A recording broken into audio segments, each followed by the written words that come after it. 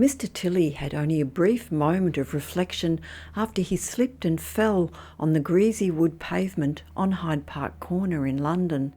Although crossing at a smart trot, he momentarily saw the huge traction engine with its massive grooved wheels towering high above him. He angrily exclaimed that it will certainly crush him quite flat, so that he would be unable to be at Mrs Cumberbatch's seance. This was followed by a shout of pain as his horrid anticipation was fulfilled. The heavy wheels passed over him from head to foot and flattened him. The stunned driver, too late, reversed his engine and passed over him again before stopping.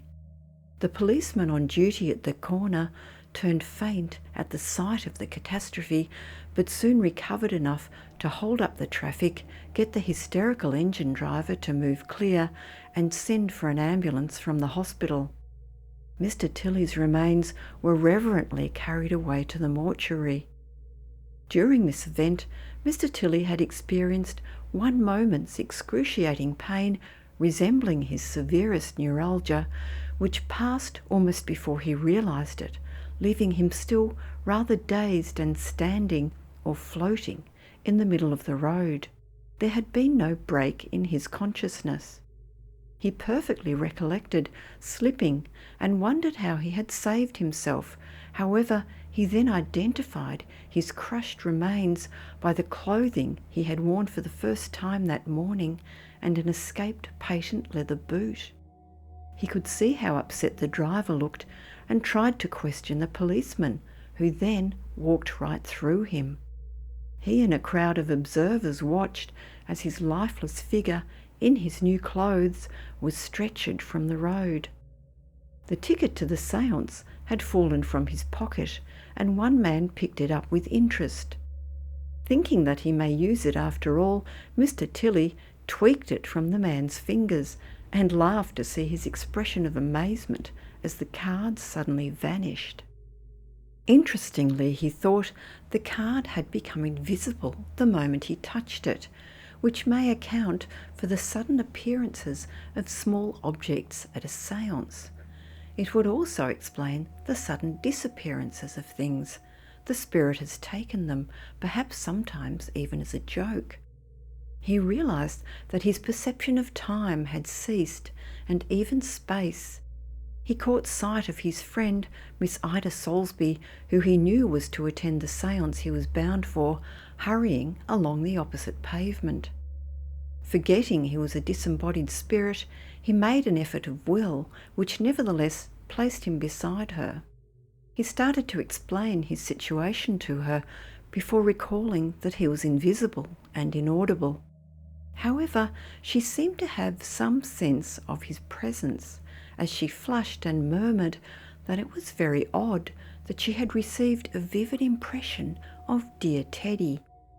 While pleasantly surprised by her private allusion to him, he instantly regretted his passing, given that potential dalliance and marriage to Ida was now not possible. He then quickly remembered that many in the spiritualistic circle he moved in were on affectionate terms with spiritual guides and past friends. He pressed Ida's hand and was gratified to feel some warmth and solidity, then to see a pleased and secret smile across her fine features. Feeling that he was beginning to adjust to his new conditions, Tilley wished himself back in his flat, where he found his cook and parlour-maid with excited faces talking of his tragic accident.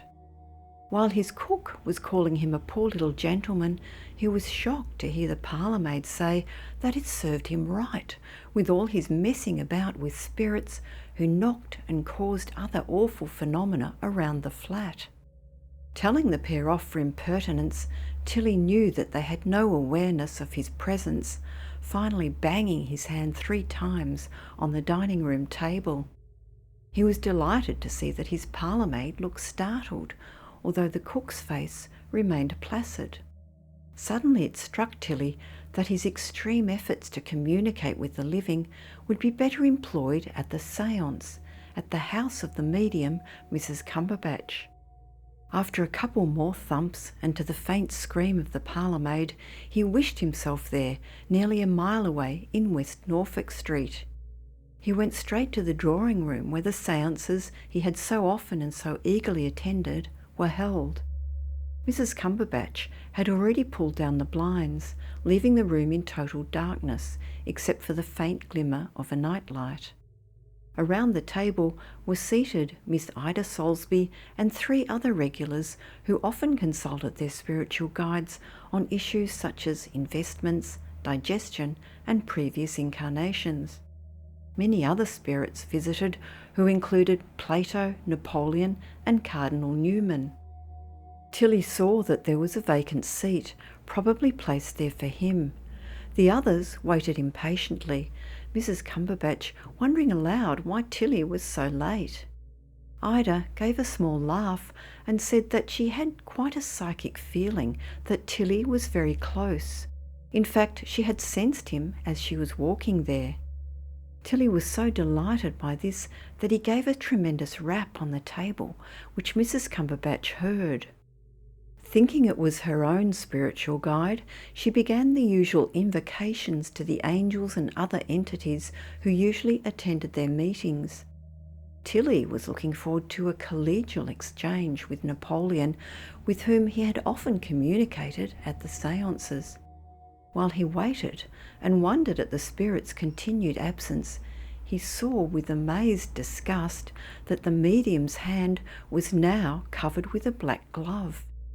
Invisible to the participants, it was groping around for the megaphone trumpet which lay there, and which she affirmed was used by the spirits and not herself.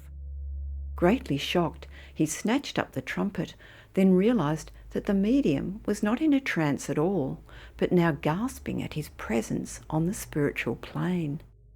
While the rest of the circle sang a hymn, he explained to Mrs Cumberbatch that he had met with an accident and was attending the séance to get in touch with other spirits who surely should be here by now. He received no answer, and her eyes fell like those of a detected charlatan. A terrible suspicion invaded his mind when he thought of all the guineas he had paid her, and he denounced her as a shameful fraud. The miserable medium begged him not to tell the others and to return the trumpet. When Tilly refused and spoke of using it himself, she gave a sob of relief, asking him to talk to the group of his recent experience. It would be the making of her. She told him that she was not a complete fraud. She did have spiritual perceptions and communications with spirits, but when they didn't come through, it was a dreadful temptation to supplement them by human agency. She wanted to continue communicating with him, but Tilly now weighed up whether it was advisable or even useful to align himself with a fraudulent mediumship.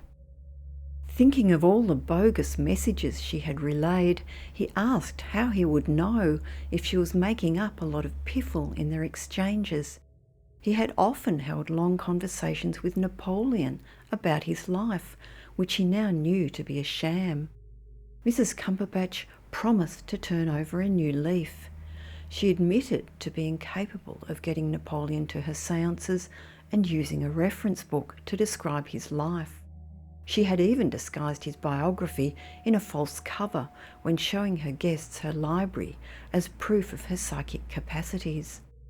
She asked Tilly to be indulgent to us poor human creatures, especially as he knew that she could definitely access his plane. He could talk to his friends in the group through her and was welcome to keep the trumpet.